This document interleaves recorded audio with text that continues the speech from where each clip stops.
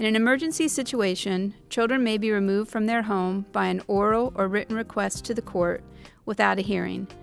If this occurs, the first or shelter care hearing must be held within 72 hours of the child entering placement.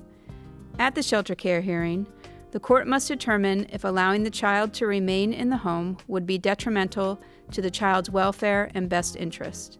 If placement outside of the home is necessary, the court will determine the proper placement for the child, determine a visitation schedule, discuss the child's medical, educational, and psychological needs, and set up interim services for both the parent and the child.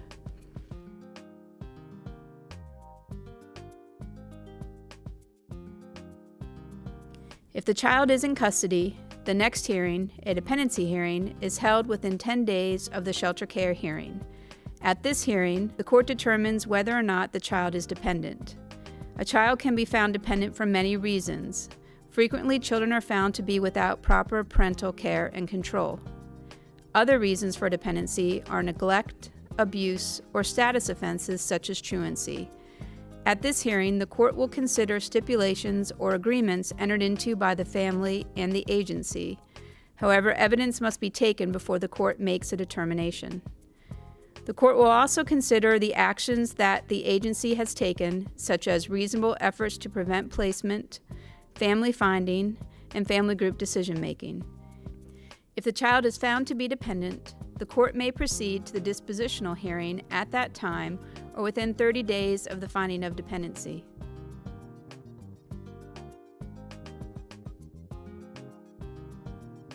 Immediately or soon after the dependency hearing, the dispositional hearing is held.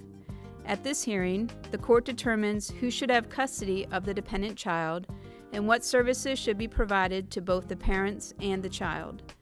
The court reviews the family service plan and the child's permanency plan.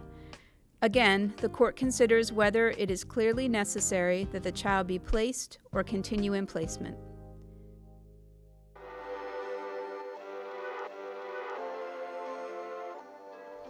By Pennsylvania law, permanency hearings must be held at least once every 6 months. In Lycoming County, we usually hold permanency hearings every 3 months, and we hold them more often when we find a case that needs to be reviewed sooner. These hearings are held so that the court can review the status of each case and family. The court will consider the child's goal and whether the agency and the family is moving towards that goal. The court will consider the timeliness of how the family is progressing towards the goal and whether placement is necessary. The court will determine whether the agency is making reasonable efforts to reunify the family. The court will consider any special needs of the child. A permanency hearing is a chance for the parents to be heard by the court and to let the court know how things are going from their point of view. Often, the parents have a different point of view than the agency.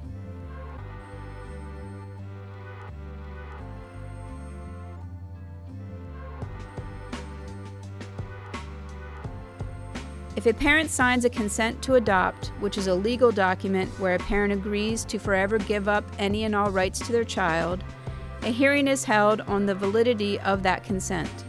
The parent does not need to attend this hearing.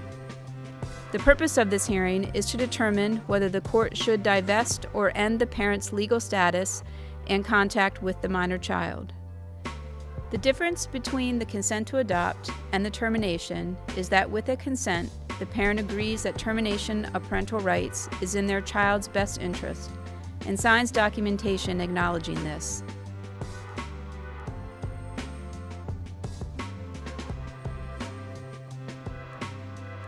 In some cases, the agency's goal becomes to have a child adopted and to cease efforts to reunify the child with the birth family. The law requires the agency to proceed towards termination when a child has been in foster care for 15 of the most recent 22 months. A hearing will be held by the court to determine if termination is in the child's best interest. However, prior to the termination hearing, the court holds a pretrial. At the pretrial, the court will consider the amount of time necessary for the termination hearing. The court will discuss witnesses and any other issues needed in preparation for the trial. The court may also discuss whether the parent is willing to consent to termination.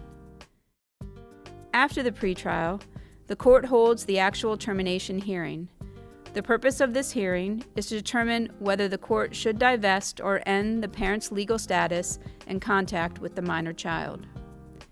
At this hearing, the burden is on the agency to prove by clear and convincing evidence that one of the 9 grounds for termination of parental rights have been met.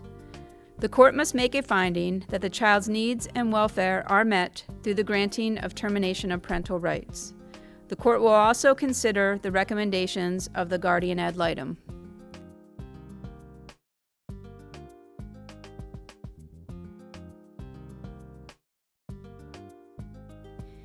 Permanent legal custodianship provides a safe and permanent home for the child without proceeding through adoption. The child must be in the care of the potential permanent legal custodians for at least 6 months. The natural parent's consent is not necessary. The court must determine if the caregiver has made a commitment to accept legal responsibility to raise the child. At the hearing, the court will determine if it is appropriate to change the goal to permanent legal custodianship. The court will ensure the potential permanent legal custodians are informed and appropriate. The court will address and approve a visitation plan with the parents.